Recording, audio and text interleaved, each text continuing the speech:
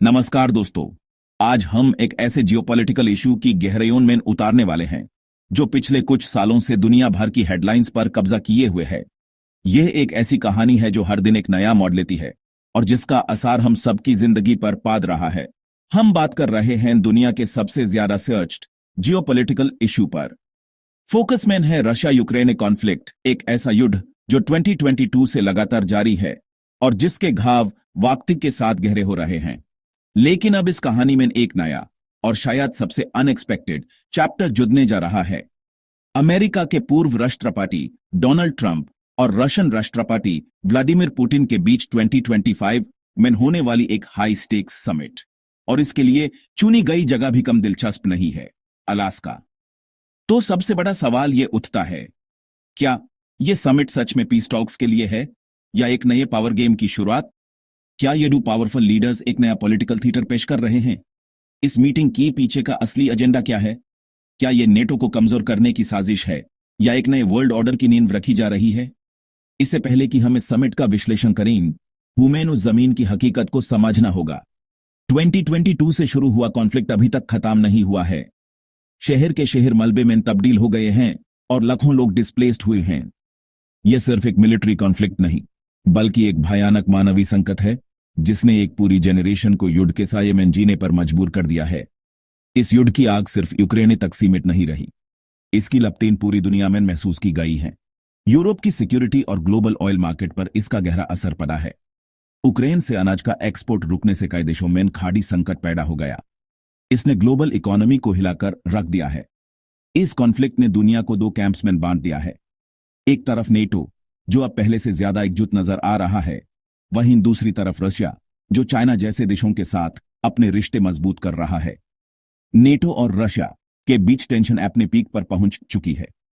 ऐसे में अलास्का में होने वाली यह समिट इस पूरे समीकरण को कैसे बदलेगी? आइए इस वीडियो में हम इन्हीं सभी पहलुओं को विस्तार से समझेंगे।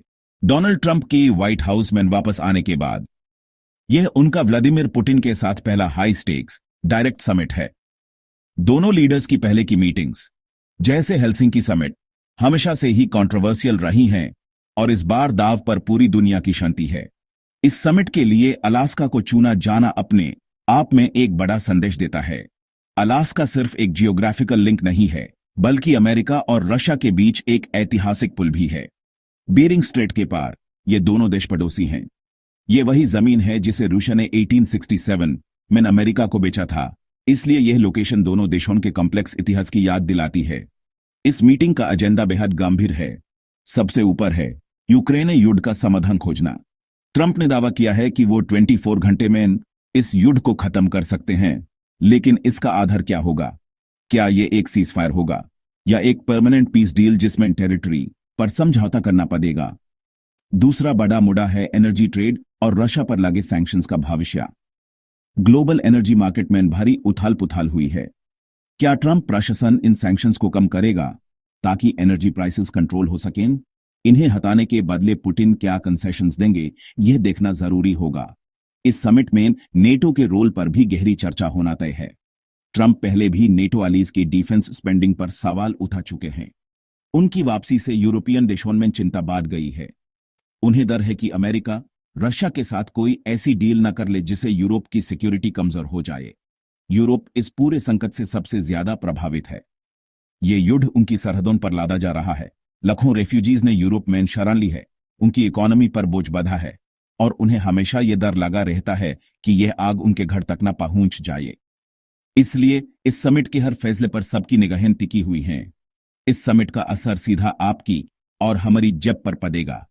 ऑयल और गैस की कीमतों का फ्यूचर इस मीटिंग के नतीजों पर निर्भर करेगा। अगर सैंक्शंस में ढील दी जाती है तो कीमतों में गिरावट आ सकती है, लेकिन अगर बातचीत फेल होती है और टेंशन्स बढ़ती हैं तो क्रूड ऑयल $100 पर बैरल के पार भी जा सकता है। इस बीच इंडिया और ग्लोबल साउथ के देश एक बेहद नाजुक संतुलन बना रहे हैं। एक तरफ उन्हें अपनी बढ़ती इकोनॉमी के लिए रशिया से सस्ते तेल की जरूरत है, दूसरी तरफ उन्हें अमेरिका और यूरोप के साथ अपने स्ट्रेटेजिक और इकोनॉमिक रिश्तों को भी मजबूत रखना है। यह स्ट्रेटेजिक ऑटोनॉमी की पॉलिसी है, जहां देश अपने नेशनल इंटरेस्ट को सबसे ऊपर रखते हैं। तो आइए इस हाई स्टेक्स गेम को डिकोड करते हैं। ज्यादातर जियोपॉलिटिकल एनालिस्ट्स का मानना है कि ये टॉक्स शांति स्थापित करने की कोशिश से कहीं ज्यादा एक शुद्ध पावर बार्गेनिंग एक्सरसाइज है। ये एक ऐसी शतरंज की बाजी है जहां हर चाल का असर पूरी दुनिया पर पड़ेगा। एक तरफ हैं डोनाल्ड ट्रंप, जो खुद को एक मास्टर डील मेकर के रूप में देखते हैं और एक ऐसी हिस्टोरिक डील चाहते हैं जो उनकी लेगेसी को सीमेंट कर दे। दूसरी तरफ हैं व्लादिमीर पुतिन, एक अनुभवी स्ट्रैटेजिस्ट जो रशिया को फिर से ग्लोबल स्टेज पर एक डोमिनेंट पावर के रूप में स्थापित करना चाहते हैं। चलिए पहले रशिया के पर्सपेक्टिव को समझते हैं। उनकी सबसे बड़ी मांग है पिछले कई सालों से लगे इकोनॉमिक सैंक्शंस को हटाना।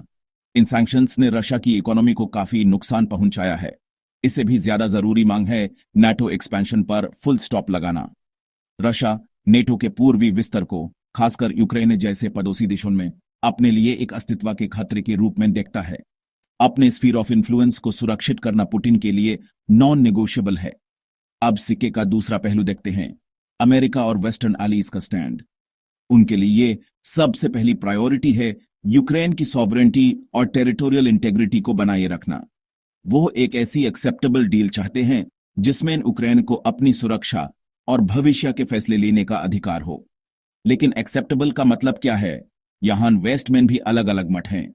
अमेरिका को न सिर्फ रशिया को बल्कि अपने यूरोपियन एलीज जैसे जर्मनी और फ्रांस को भी साथ लेकर चलना होगा, जो इस नेगोशिएशन को और भी कॉम्प्लेक्स बना देता है।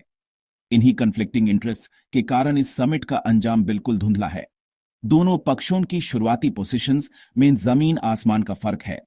एक तरफ रशिया अपनी रेड लाइंस से पीछे हटने को तैयार नहीं और दूसरी तरफ वेस्ट यूक्रेन के फ्यूचर पर समझौता नहीं कर सकता।